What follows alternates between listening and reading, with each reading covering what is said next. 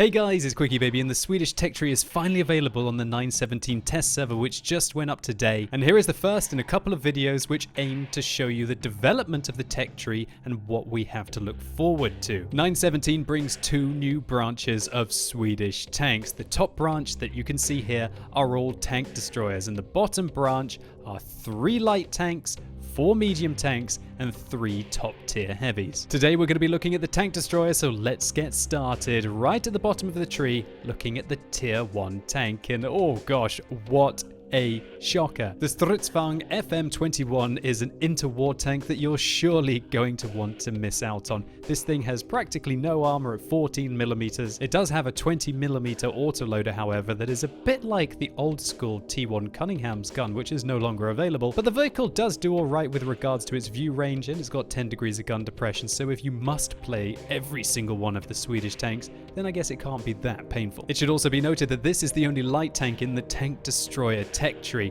Immediately when we get on to tier 2 and we're looking at the PVLVV FM42, it is tank destroyers all the way from here up until tier 10. Now this vehicle looks a hell of a lot like the Panzerjäger 1, which is the tier 2 German tank destroyer, and it was developed in 1939 on the basis of the L120 light tank. However, the vehicle never entered service and only a single prototype was built. The strength of this vehicle seems to be a combination of a 37mm, which has a very low aim time, although its accuracy isn't great, decent alpha damage, okay penetration for tier 2, but the vehicle also has 7 degrees of gun depression, so you would be able to work some ridge lines in this vehicle. The tank is also ludicrously fast, able to go at 50 kilometers an hour forwards, 20 kilometers an hour backwards, and it has a specific power ratio of over 22, making this thing highly mobile, and it's got a decent traverse speed of over 36. So this will be an agile little tank with absolutely no armor that wants to try and work ridge lines and try and hopefully use binoculars and possibly even a camo net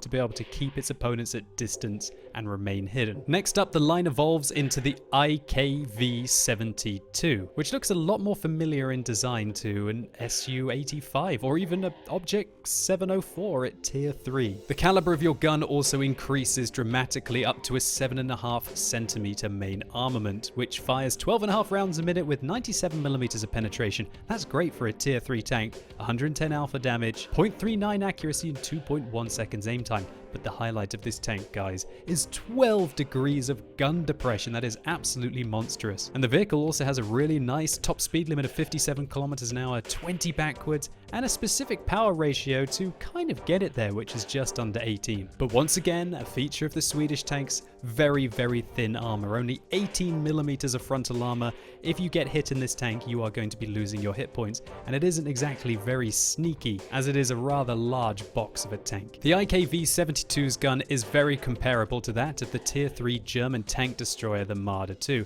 Here we can see comparing the German and the Swedish gun, exactly the same rate of fire, the Swede having slightly less penetration, the same alpha damage with a bit better accuracy and a bit better aim time. And there's absolutely no doubt that the Swedish tank is going to be way more mobile than the Marder 2. So next up, the Swedish tank destroyer line evolves into a self-propelled gun. Well, it's definitely still a tank destroyer, but if we look at the vehicle details, it clearly states that it's an assault self-propelled gun. So it still works like a tank destroyer, and the highlight of this vehicle is the 105mm howitzer that you can use on it. Of course, if you absolutely despise derpy 105mm guns, there is an option to use the same 75cm that you use on the previous tank, or at least a slightly upgraded one. But let's just see if this is going to be the new king of derp at tier 4 and compare it to the T40 and the Hetzer. So here's the Hetzer's 105mm main armament, and here is the T40's. So we can see that the T40 definitely has the rate of fire advantage, with the Hetzer in second place and the Sav M43 in third. Penetration wise, on the high explosive rounds, all of these vehicles have got 53mm of penetration on their high explosive rounds, but unfortunately the Sav has the lowest alpha damage of 370, while the other two vehicles have got 410. If on the other hand you choose to fire premium rounds with the Sav, it gets 110mm of heat penetration, which is 9mm better than if you choose to fire heat on the T40 and 6mm better than firing it on the Hetzer. Accuracy wise, all of these 105mm guns are very inaccurate, with the most accurate being the Hetzer, then the T40, then the Sav. But unfortunately, for some reason, this tank gets atrocious aim time. Unlike the German and the American, it has 3.5 seconds aim time, over double of the other two vehicles, so it better have some other things going for it. And unfortunately, it's not going to be mobility. This tank is one of the slowest of the Swedish tank destroyers, with a specific power ratio of less than 13, limited to 43 kilometers an hour forwards. But one thing this tank certainly has going for it is 14 degrees of gun depression, guys. This vehicle can pretty much point its gun at the floor and work ridge lines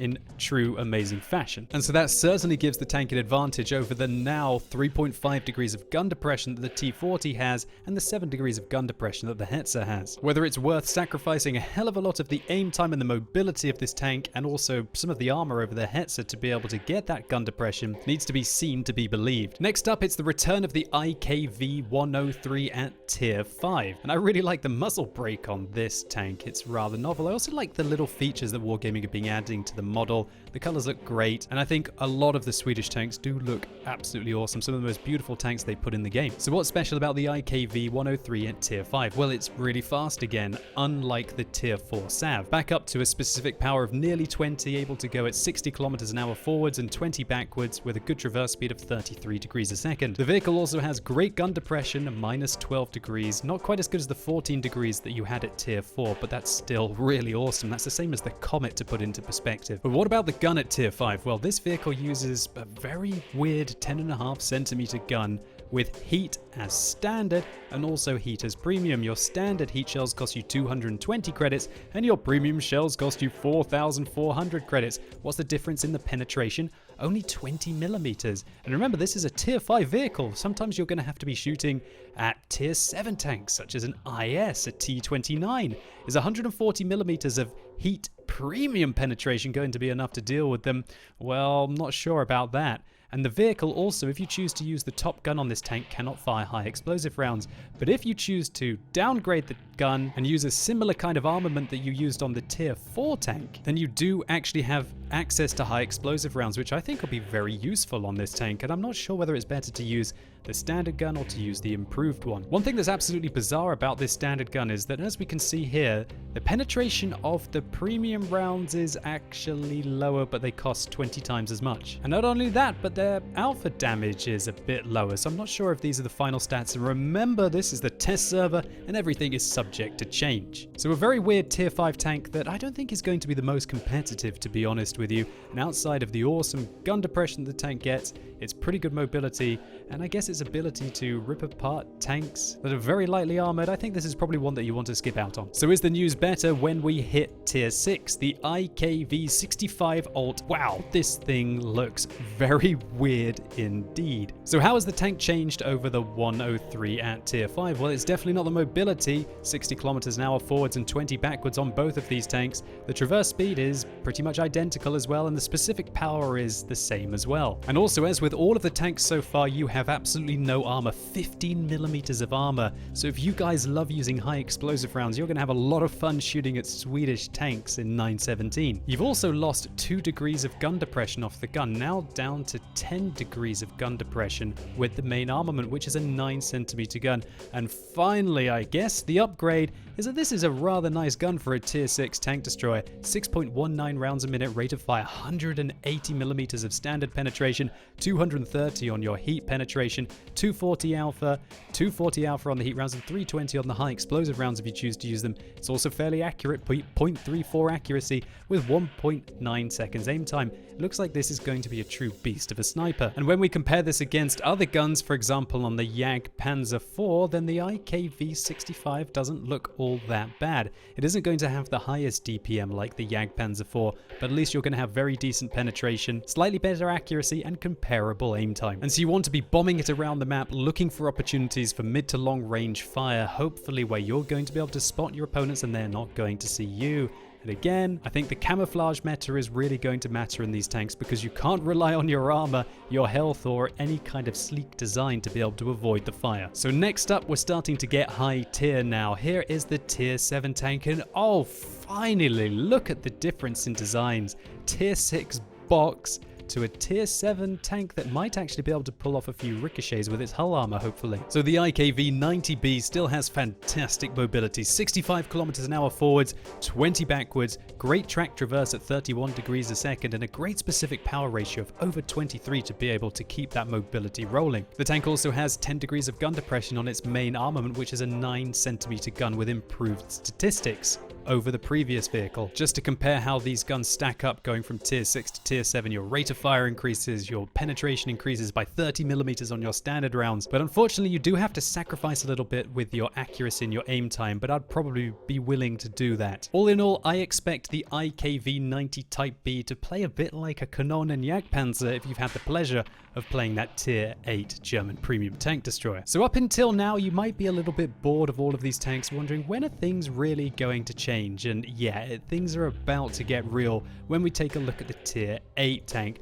Oh my word, you've never seen a tank like that before in World of Tanks, that is for sure. This is the UDES 3, and it's certainly one of my favorites along the tech tree that I've played so far. And it is the first tank that you will get in the game that has a brand new feature called Siege Mode, that has hydro-pneumatic suspension to allow it to also adjust the hydraulics of the tank to change the angle that the vehicle fights at. But I'll be discussing that in more detail in other videos. Let's focus on the statistics. So firstly, this tank certainly has an upgraded armament over the 90mm that you'll be using on the tier 7. It is a 105mm gun with standard APCR rounds and also premium APCR rounds. They've got 286mm of pen for the standard ones and 330mm of pen for the premium ones. And if you do choose to fire high explosive rounds in this tank, well, you can have 53mm of pen, but your alpha damage will go up from 390 to 480. Now, the other statistics of this vehicle you might be really disappointed in. 0.35 accuracy, 3 aim time, and also a rather lowly rate of fire of 5.13. That's barely better than a Centurion 7.1, right? But that's where the Siege Mode comes in. So you might be looking at the UDES 3's gun and thinking, well, that looks rather bad. And yeah, you'd be right to. 9.6 seconds reload.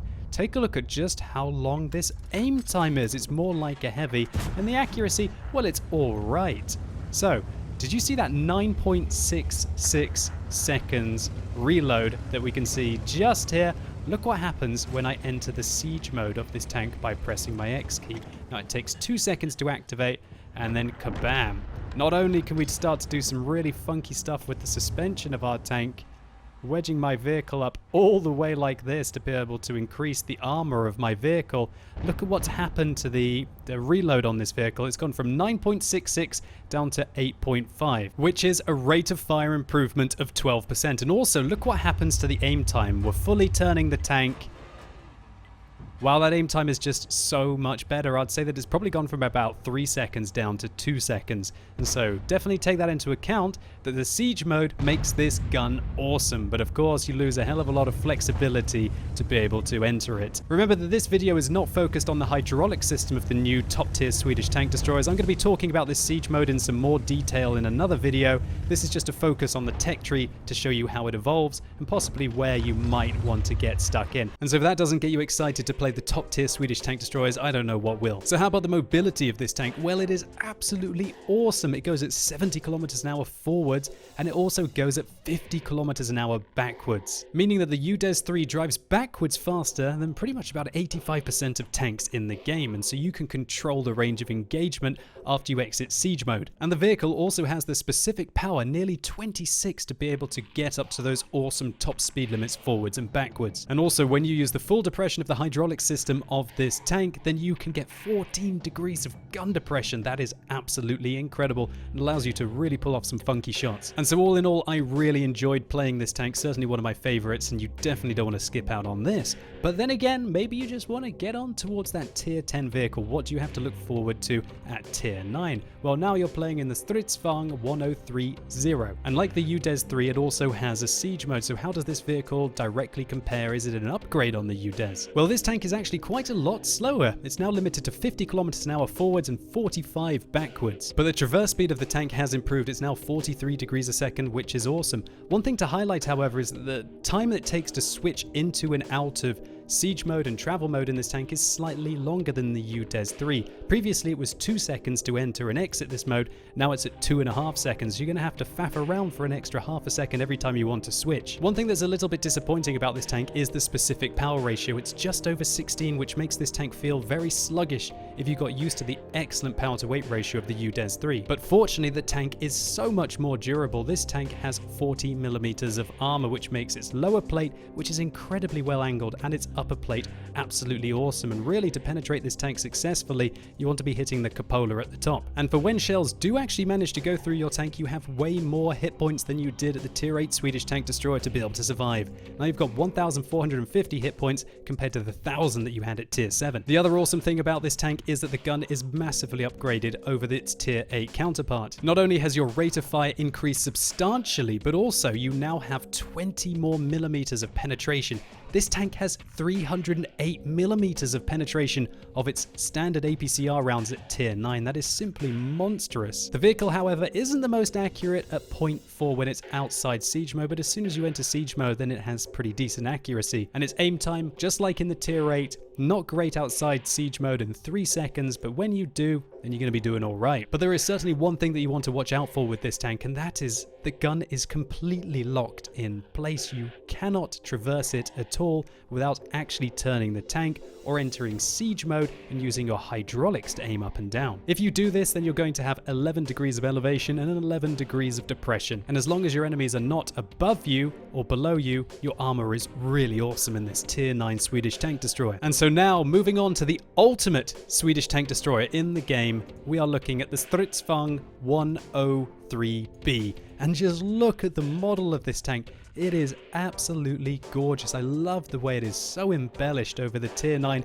so you can definitely tell what you're shooting at, because I guess apart from that, the tanks are very, very similar, right? So how has the tank improved, and is it worth picking up over the tier 9? Well, let's take a look using the compare system that Wargaming has in the game now. Well, the vehicle still has the same 105mm, but its rate of fire has gone up by 0.8 rounds a minute. That is very significant. The vehicle has the same elevation, the same depression, as you are using the same hull and hydraulic system, but the accuracy is absolutely incredible, 0.29. And when you enter siege mode, I kid you not, this is a pinpoint laser finder of a tank. I think if you miss, it's completely your fault. This pretty much goes exactly where you aim it. The vehicle also has 1,700 hit points over the 1,450 of the tier 9 Stridsvagn 103, but that is the lowest hit points, I believe, of any tier 10 tank in the game, so that is certainly something to watch out for. Armor-wise, the tank is exactly the same as the tier 9, 40 at the front, 30 at the side, and 30 at the rear, so you definitely want to keep your frontal armor towards your opponents. But thankfully, the vehicle has 130 horsepower over its tier 9 counterpart, which gives it a better specific power ratio, which allows it to get up to that 50 kilometers an hour forwards, 45 kilometers an hour backwards speed limit faster. But there's another little perk, and that is that the vehicle's time to switch to travel mode has improved by half a second, now taking 2 seconds to enter travel mode, but 2.5 seconds to enter siege mode. So that's definitely something to watch out for. One thing that certainly is interesting about the tier 10 tank is that the amount that your rate of fire improves when you enter siege mode is a lot more dramatic than the tier 8 tank. Look how the 7.54 seconds reload changes when we enter siege mode. It changes into 5.17. We're talking about a reload reduction of just over 30% when you enter siege mode, giving this tank the most dangerous DPM in the game. Just to give you an idea of what this DPM is capable of.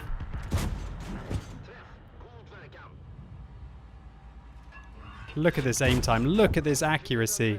When you enter siege mode, you basically say that you're either going to kill me or I'm going to kill you. So I just calculated that in siege mode, the tier 10 Swedish tank destroyer, the Stridsvagn 103B, has over 4,500 DPM. When we compare that to many of the other highest DPM tanks in the game, the 430 comes to mind, which has 3,792 DPM. You start to realize just how monstrous the Stridsvagn is in siege mode, and that's ignoring the fact that it also becomes the most accurate tank with the lowest aim time. but then again you lose so much flexibility. So it's certainly something to look forward to at the end of the Swedish tank destroyers, and I'm going to be giving you a full preview on this tank as well as detailing all of the hydraulics and what they mean to the game on this channel in the next few days. So make sure you stay tuned, or if you haven't already, why not subscribe? And so hopefully this video was useful to you, or maybe you just enjoyed it. If you did, please consider giving it a like. It really helps the channel out. And let me know in the comments down below which tank destroyers you think look absolutely awesome and you can't wait to get your hands on them,